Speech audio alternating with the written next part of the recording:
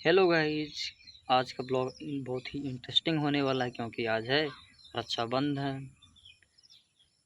जिसके कारण अभी हमको तैयार होना पड़ेगा और जाना पड़ेगा घर पर।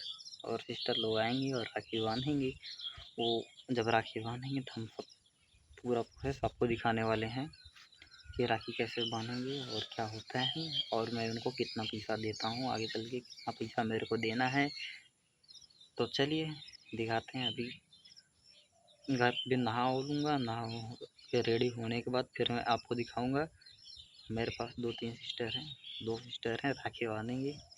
और उन्होंने जो मेरा राखी जो है ऑनलाइन से मंगाया था पार्सल के ज़रिए, और राखी काफ़ी अच्छी आई है। और बांधेंगे तो हाथ में आपको दिखाएंगे। ये तो कॉलेज वाली बांधी है, स्कूल में एक राखी स्कूल में बांधी थी।